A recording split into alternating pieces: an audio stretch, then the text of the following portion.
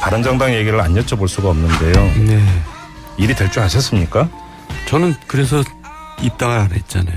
입당할 뻔했던. 아니 입당 처음부터 입당할 생각이 없었어요. 그러게요. 네. 왜냐하면 또 입당했다가 탈당할 사태가 또 벌어질 것 같아가지고. 예. 아유, 참 아무튼 뭐 어제 저희가 이제 이해운 의원하고 연결해서 또 입장도 들어보긴 했는데요. 네. 뭐 오늘 또 불거진 일부터 한번 여쭤볼게요. 이제 그 13명 탈당 의원에 포함이 되어 있던 황영철 의원이 번복을 했어요. 네. 이건 어떻게 봐야 될까요? 이유가 뭘까요? 그러니까 그동안에 이제 국민들로부터 엄청난 비난의 메시지가 이제 쇄도했다는 거 아니에요? 그러니까 그렇죠. 이게 무슨 애들 장난하는 거냐, 정치가. 예. 그래갖고 장제원 의원 같은 경우는 페이스북을 뭐 막았다고 그러던데.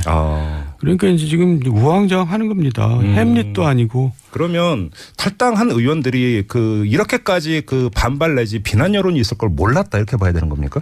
그걸 몰랐다면 정치할 자격이 없는 거죠. 왜냐면요. 이 사람들이 그래도 괜찮은 사람들이라고 여겨졌던 사람들이거든요. 그래서 이제 기대도 좀 했었잖아요. 네.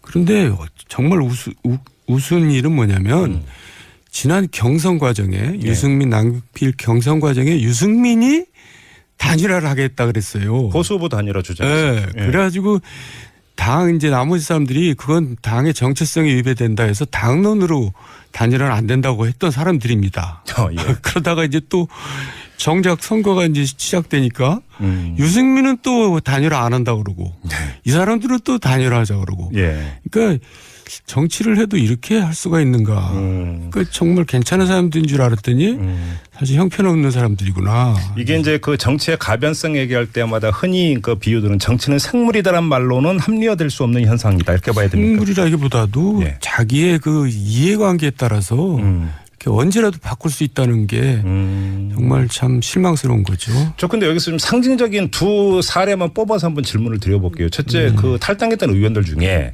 권성동 의원 탄핵소추 위원장이었고요. 예. 김성태 의원 국정농단 그 특위위원장이었고 장제원 황영철 의원은 뭐 다시 뭐 그 번복했다고 하니까 대변인 격이었죠. 그리고 또 청문회 그 스타였고 이런 분들이 탈당 대회에 포함된 거 어떻게 받아들여야 되는 겁니까? 그러니까요. 그러니까 이제 뒤죽박죽인데 예. 이제 철새를 사람들이 싫어하잖아요. 예. 정치하는 사람들 철새다 이러면 이제 그게 굉장히 치욕적인 얘기인데 그동안에 이런 철새는 처음 본 것 같아요. 그러니까 100일 전에 예.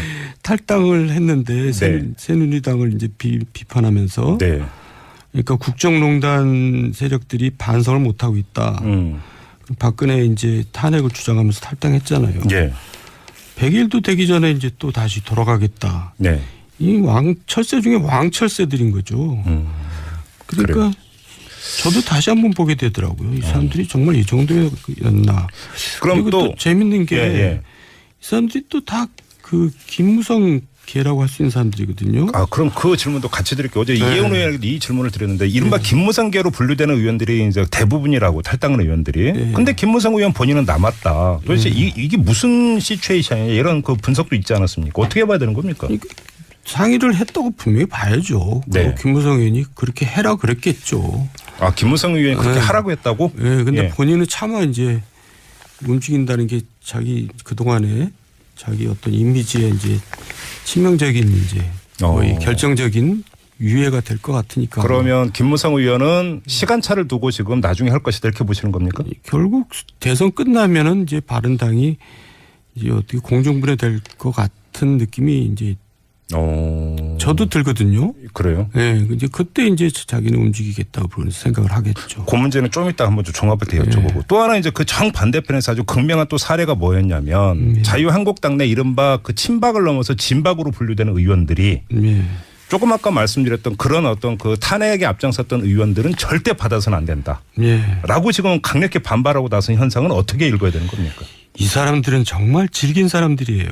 그러니까 이미 정치판에서 추방됐어야 될 사람들인데 아직도 남아가지고 정말 이제 보수가 지리멸렬했는데 이 보수가 복원하려면 시간이 많이 걸릴 것 같죠. 그런데 이런 사람들이 이렇게 남아있는 한 보수 복원은 정말 요원해요. 그래요? 이 사람들이 이제 정치판에서 사라져야지 보수가 복원이 되고 그럴 텐데. 네. 야, 정말 질긴 사람들입니다. 무슨 할 말이 있다고 또 뭐 그걸 반대를 하고 사과를 해야 되고 자기네들이 사과해야 될 사람들이 여태까지 사과를 안 하고 저렇게 버티고 있으면서. 네. 또 물론 이제 이 사람들 자체도 실망스러운 사람들이지만 그렇다고 해서 그 사람들이 그 사과하라고 네. 그럴 자격은 없는 사람들이죠. 그래요. 예. 근데 만약에 홍준표 후보가 이번 대선에서 그 기대 이상의 만약에 선전을 한다고 가정을 해보면 그러면 이른바 이 그 진박 의원들 같은 경우는 다시 부활할 여지가 있다 이렇게 봐야 되는 걸까요? 그러니까요. 우리 국민들도 저도 참 그러니까 뭐라고 얘기를 해야 되나. 국민들한테 실망했다 그러면 저는 또 비난을 받겠죠. 하지만 냉혹할 때는 좀 냉혹했으면 좋겠어요. 야단을 칠 때는 야단을 치고. 그러니까 적당히 야단을 쳐놓으면은 이게 또 자기가 잘못한 거 모르고 또 슬금슬금 다 기어 나오거든요. 그러니까 진짜 박살을 낼 때는 박살을 내줘야 되는데. 그럼 어떻게 야단을 쳐야 되는 건데? 물론 이제 그동안 보수층이 새누리당을 떠났던 것은 새누리당이 보수정당이 아니었어요. 1인 지배정당, 극우 정당이었기 때문에 떠난 거거든요. 근데 막상 선거가 벌어지니까 문재인이 되는 것은 차마 못 보겠다. 문재인을 도저히 찍을 수는 없다. 이제 해서 다시 이제 돌아오는 거거든요. 근데 그걸 가지고 또 홍준표는 또 친박 세력들은 뭐 자기네들이 마치 뭐 정당성을 다시 획득했느냐 생각하면은 큰 오산이죠. 그래요. 그리고 정치가 그렇게 돼서는 정말 안 되는 거죠. 자, 여기서 이제 본질적인 질문을 안 드릴 수가 없는데 그러니까 그 이 대선을 거치면서 보수가 혁신되느냐 아니면 다시 과거로 돌아가느냐 회귀하느냐 이 갈림길이 이번 대선이다 이런 얘기를 많이 했잖아요. 그러면서 뭐 이제 홍준표 후보라든지 유승민 후보의 어떤 뭐 지지율 추이 이런 것도 많이 예의주시를 했었는데 지금 대선을 코앞에 두고 바른정당에서 탈당 사태가 벌어졌고 자유한국당에서는 그러니까 진박 의원들의 목소리가 커지고 있습니다. 이러면 보수의 혁신은 사실상 물 건너갔다 이렇게 봐도 되는 겁니까? 물 건너간 거고 이제 과거로 회귀하는 거죠. 과거로 그러니까 회귀한다. 홍준표 후보가 아주 잘 싸운다는 것은 민주당 입장에서는 좋은 겁니다. 그래요. 그러니까 과거로 회귀한 정당이니 지방선거에서 또 뭐 어떻게 참패를 하겠죠. 그리고 내년 이제 그 후에 또 총선까지 이게 복원이 되겠어요.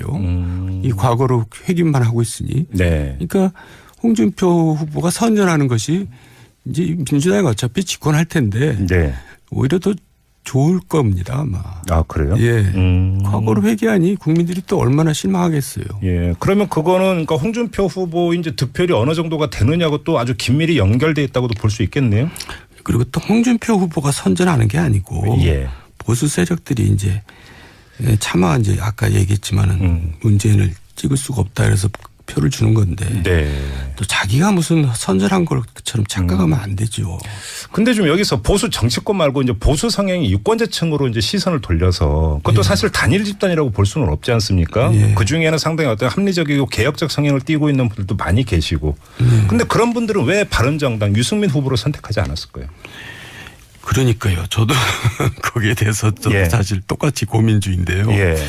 우리나라는 이렇게 제대로 된 정당이 보수 정당이 쓸 땅이 이렇게 없는가. 그러니까요. 그러니까 유승민 후보 자체가 이제 그 개인적으로 이제 지도자로서 될 국민들의 인식이 없었던 것은 분명하고요. 또 바른정당 지지율이 너무 낮기 때문에 이제 한 자릿수도 안 되는 그 이제 지지율에서 헤맸던 건데 어쨌든 우리나라가 이제 양당 구도에서 깨지고 다당 구도로 이제 가야지 사실 선진화되는 거거든요, 정치가. 물론 선거법도 개정돼야 되지만 그런데 다시 이제 양당 구도로 다시 또 귀결되는 걸로 봐서는 좀 우리나라 정치가 아직도 멀었구나 그런 생각이 듭니다. 양당 구도로 귀결되고 있다고 좀 보세요? 결국 그렇게 되고 있는 거죠. 그래요?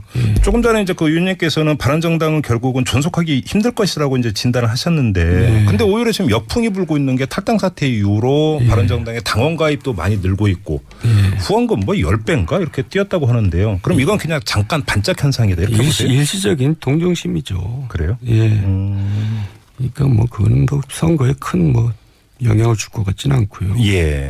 근데 만약에 바른정당이 어떻게 해서 원내 교섭단체의 지위를 계속 유지해 들어간다면 어차피 그 뭐 여소야대 국회 현실에서 일정한 오히려 존재감을 더 키워갈 수 있는 장기적으로 이런 여지도 있다 이렇게 볼 수 있지 않을까요? 그렇게 하려면은 어떻게 되냐면 네. 바른정당이 이제 첫 단추를 잘못 낀 거거든요. 근데 계속 일관되게 의원님께서 예, 여기서 말씀하셨어요. 처음부터 이제 얼굴을 바꿔야 되고 외부 인사로. 근데 이제 끼리끼리 자리 나눠 먹기 하느라고 이제 참 볼썽스러운 모습을 보여준 거고. 예. 또 좀 진취적인 모습을 안 보여줬거든요. 선거 18세도 반대하고 공수처 신설도 반대하고. 네네. 그러니까 이제 새누리당하고 차별성이 전혀 없었던 거거든요. 그러니까 네. 이제라도 외부 인사를 영입해서 얼굴을 바꾸고 더 진취적인 모습을 보여주고 결기를 보여주고 이제 그렇게 해야 되는데 제가 볼 때는 그럴 만한 오히려 개혁 성향을 더 대폭 강화해야 된다 이런 말씀이시죠? 개혁 성향을 갖기에는 너무 웰빙 체질들이라서 그런 것 같아요. 알겠습니다. 그러면 이제 홍준표 후보의 상승세 최종적으로는 어떻게 될 거라고 보세요?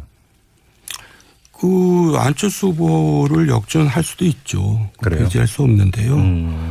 그렇지만 뭐 그렇다고 해서 무슨 양강구도로 간다는 것은 말이 안 되는 얘기고. 예. 그러니까 이제 결국 선거는 끝난 거나 마찬가지인데 네. 결국 그 안철수 후보하고 홍준표 후보가 어떤 지지율을 받느냐에 따라서 향후 이제 그 정계 구도가 이제 영향을 받기 때문에 이런 면에서 이제 중요한 거지. 뭐. 지금 중요한 말씀하셨는데 홍준표 후보의 득표율과 안철수 후보의 득표율이 어떻게 되느냐에 따라서 정치권에 상당한 어떤 그 변화 요인이 있을 수 있다라는 말씀 좀 풀어주세요. 어떤 뜻입니까? 그러니까 지방선거가 중요하거든요. 그러니까 지금 이 사람들이 탈당하는 이유가 내년 지방선거 나갈 사람들이 다 한국당으로 가겠다고 하는 겁니다. 그렇죠. 여기 남아서 지방선거를 못 치르니까. 그렇죠. 그러니까 이 사람들이 같이 이제 갈 수밖에 없거든요. 자기가 데리고 있는 시의원 구의원들이 다 아니면 한국당으로 가겠다는데. 지역구에서 자기 기반이 없어지니까.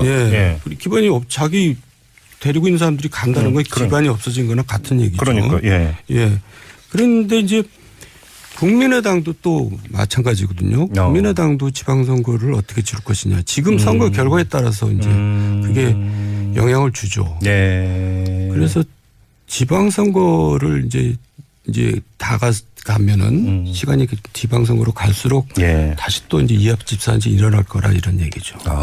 그래서 결국은 이제 어떤 모르면 그 당 입장에서는 그 말초 조직이라고 할 수 있는 이 지방 조직이 또 이 후보의 대선 득표율하고 상당히 민감하게 연결이 돼서 움직일 수도 있다 이런 말씀이시네요. 예, 그렇습니다.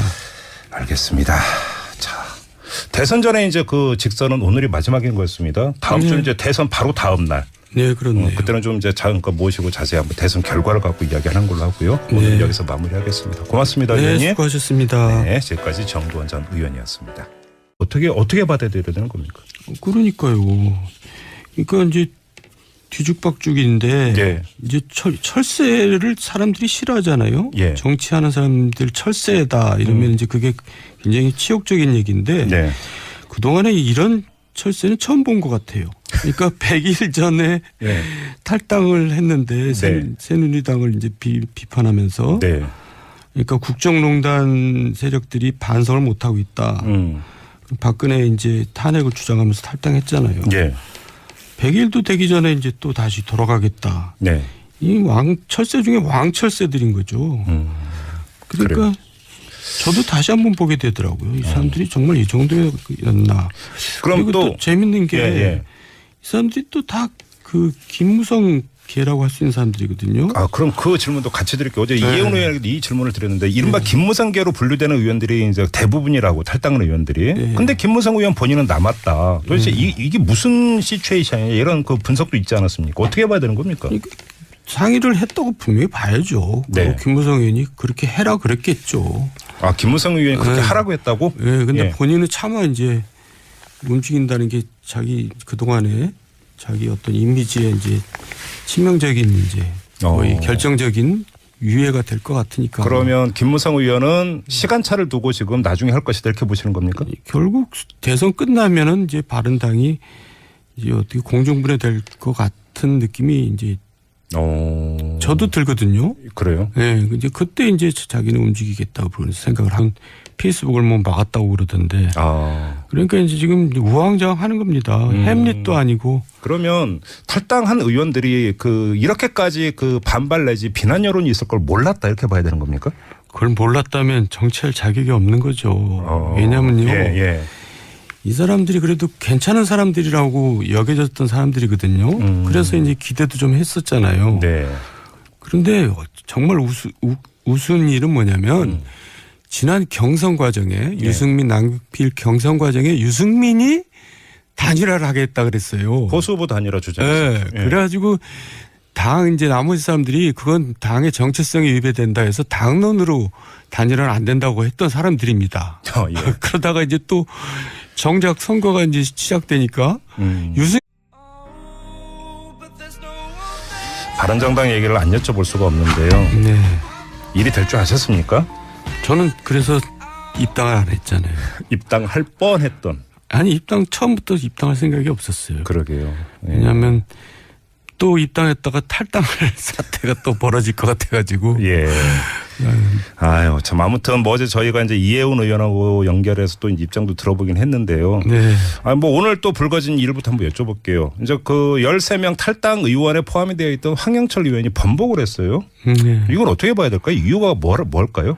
그러니까 그동안에 이제 국민들로부터 엄청난 비난의 메시지가 이제 쇄도했다는 거 아니에요? 그러니까 이게 무슨 애들 장난하는 거냐, 정치가. 예. 그래갖고 장제원 의원 같은 경우는 국민은 또 단일화 안 한다고 그러고 이 사람들은 또 단일화 하자고 그러고. 예. 그러니까 정치를 해도 이렇게 할 수가 있는가. 그러니까 정말 괜찮은 사람들인 줄 알았더니 사실 형편없는 사람들이구나. 이게 이제 정치의 가변성 얘기할 때마다 흔히 비유들은 정치는 생물이다란 말로는 합리화될 수 없는 현상이다 이렇게 봐야 됩니까? 생물이라기보다도 자기의 이해관계에 따라서 이렇게 언제라도 바꿀 수 있다는 게 정말 참 실망스러운 거죠. 저 근데 여기서 좀 상징적인 두 사례만 뽑아서 한번 질문을 드려볼게요. 첫째, 탈당했던 의원들 중에 권성동 의원 탄핵소추위원장이었고요. 김성태 의원 국정농단 특위위원장이었고 장제원 황영철 의원은 다시 번복했다고 하니까 대변인 격이었죠. 그리고 또 청문회 스타였고 이런 분들이 탈당 대회에 포함된 거